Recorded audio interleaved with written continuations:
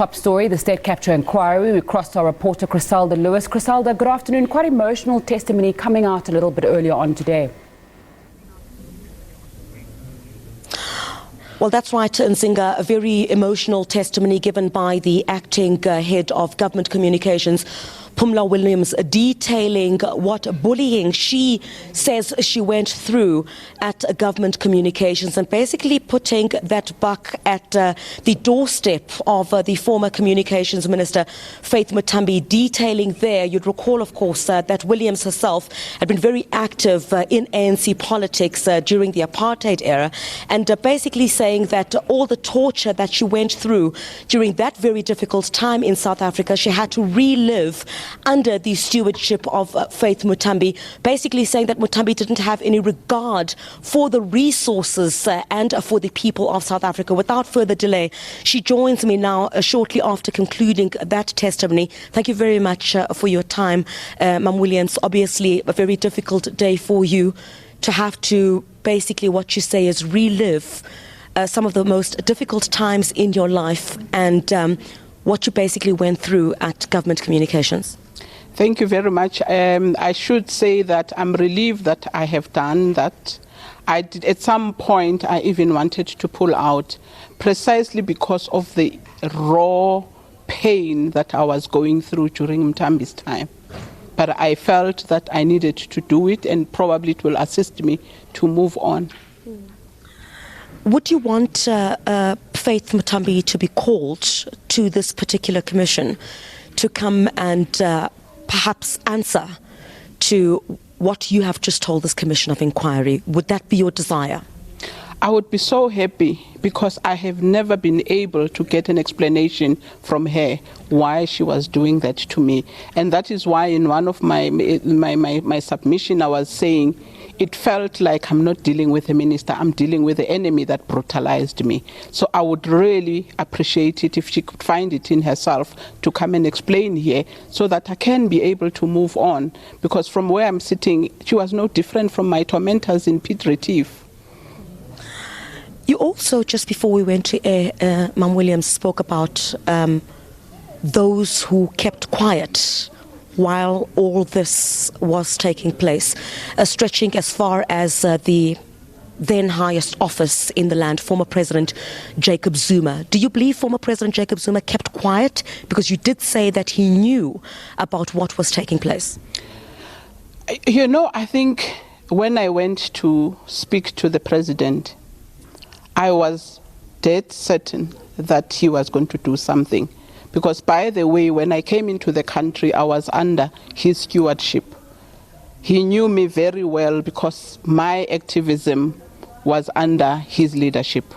And I did believe that when I went to him, he was going to intervene on my behalf, because I don't think the president doubted my commitment to this country.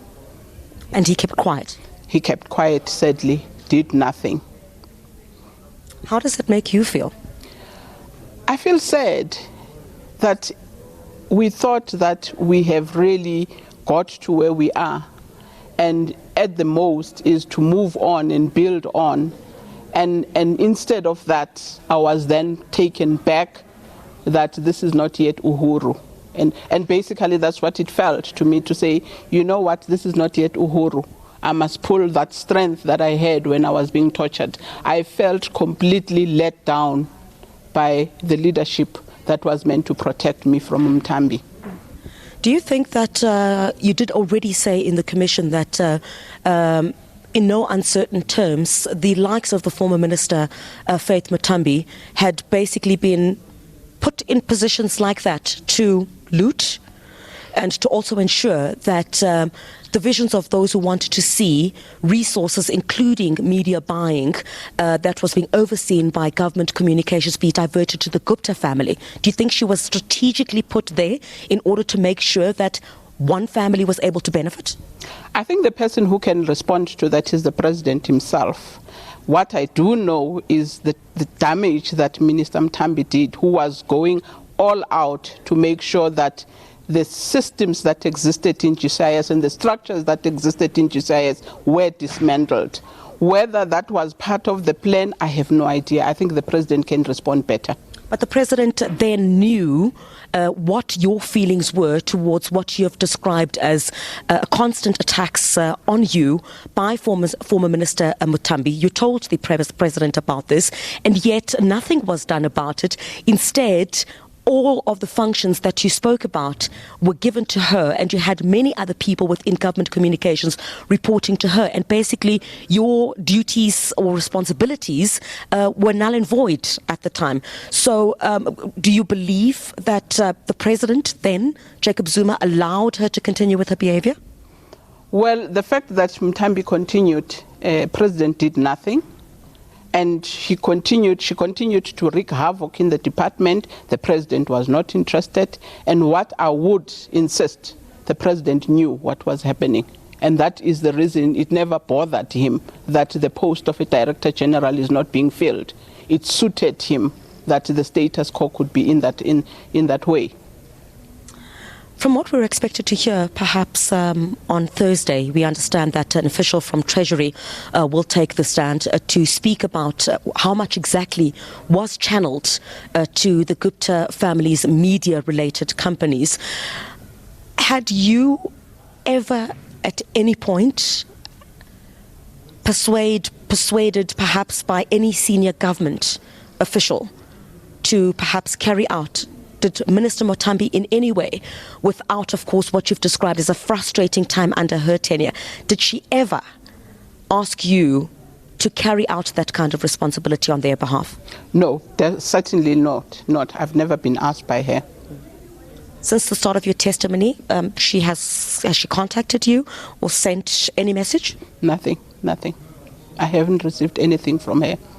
But you would like to see her, of course. Of course I would. All right. Thank you. Thank you very much for your time. We really do appreciate it, especially after giving her harrowing testimony here at the Commission of Inquiry into State Capture, detailing what Phumla Williams has described as a very torturous time under the stewardship of Faith Muthambi. Also breaking news there where she says she would like to see the former minister come here to the Commission of Inquiry to testify, and also quite damning, I think, on the part of former President Jacob Zuma. She basically saying that the former president was aware of what was taking place but did absolutely nothing. So quite damning on the part of the former President Jacob Zuma, and I think also quite critical if we look at the applications that, of course, will be made to cross-examine those who have been implicated here at the Commission of Inquiry into State Capture, that President Jacob Zuma's lawyers have also indicated that they have not received any correspondence at this stage to cross-examine neither Temba Maseko as well as Faith Mento, who are some of the individuals who have mentioned the former President Jacob Zuma in their testimony here.